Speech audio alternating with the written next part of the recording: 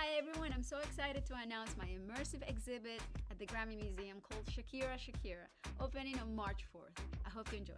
Depuis le 4 mars dernier, le Grammy Museum a ouvert les portes d'une exposition que tout fan rêve de faire, moi la première, l'expo Shakira The Grammy Museum Experience.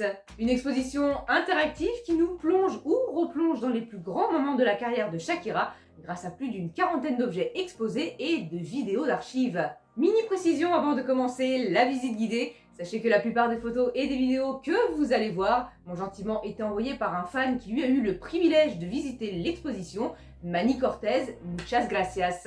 Que la visite commence. C'est une expo que je rêverais de faire juste pour voir les costumes de près. Juste avant de démarrer la visite, il vous est possible d'acheter, comme dans tous les musées qui se respectent, des goodies en tout genre. T-shirt Piel Descalzos, casquette, mug, vinyle laundry service ou encore sweat et t-shirt dans le buzzer. Goodies également disponibles sur le store du musée.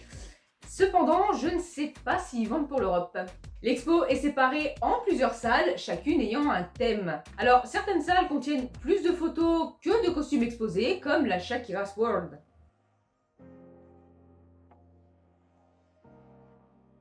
C'est la première salle que vous visiterez. Cette salle a la particularité d'être déjà la plus spacieuse, mais aussi d'être la plus interactive. Sur les murs, vous avez quelques photos avec en légende les styles de musique et de danse que Shakira a utilisés en 33 ans de carrière, mais aussi quelques événements marquants comme ses participations à des événements sportifs, son live endiablé à Bercy en 2011, sa participation au festival Glastonbury en 2010, etc., etc. Au centre de la pièce, vous avez la possibilité de passer un moment avec Shakira en studio d'enregistrement. Grâce à plusieurs petites tables de mixage, vous pouvez mixer une chanson de Shakira à votre goût par exemple. Juste à côté des tables de mixage, si le cœur vous en dit, il vous sera possible de vous poser tranquillement et de regarder un tout petit documentaire de Shakira en studio. Il y a également quelques costumes emblématiques de Shakira exposés, dispatchés aux quatre coins de la pièce. Dans la première vitrine, vous avez la robe léopard portée pour les chansons Hips Don't Lie et la Bicicleta pendant l'Eldorado World Tour en 2018, ainsi que la bague papillon portée pour la chanson Toneladas, et enfin la guitare acoustique Taylor que Shakira utilisait pour composer. Un petit peu plus loin, dans la seconde vitrine, la guitare électrique recouverte de perles Swarovski, utilisée sur le titre Don't Bother pendant l'Oral Fixation Tour.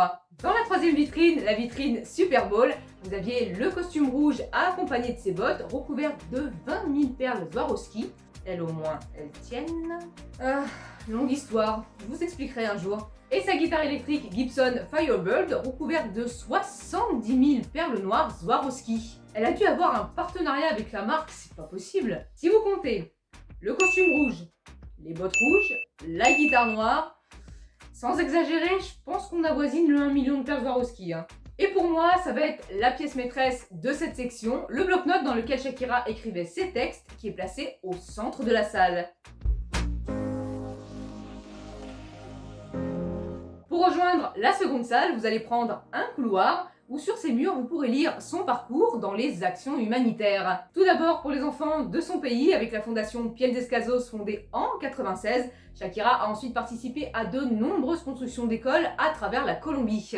Autre exemple, en 2008, elle rejoint la fondation Alas aux côtés d'Alejandro Sanz, fondation qui veille au bien-être des enfants latino-américains. Au bout du couloir, mon expo préférée, c'est costumes de scène. C'est la vitrine la plus importante, celle où il y a le plus de costumes exposés.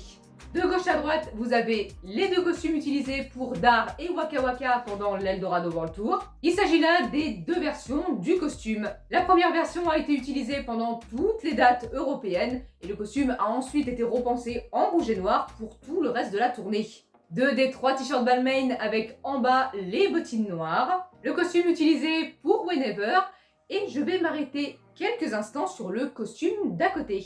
Ce costume ne vous dit rien, ne vous inquiétez pas, c'est tout à fait normal. Il s'agit là en fait d'une des nombreuses versions du costume de Whenever qui n'a pas été retenue par Shakira, préférant le second costume, celui que nous connaissons tous. Très sincèrement, je préfère la seconde version du costume. Je sais pas, cette espèce de froufrou bleu là que vous avez ici sur la bretelle, ça va pas avec le reste du costume, ça fait plutôt tache qu'autre chose.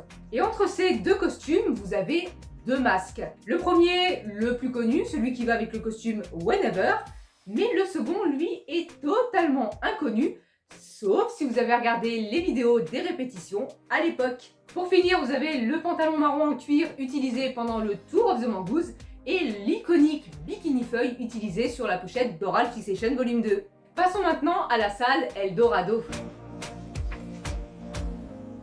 Entre deux posters, vous avez à votre disposition tout un espace où vous pourrez reproduire l'une des dernières vidéos virales de Shakira sur son tube Patti Pocomotu.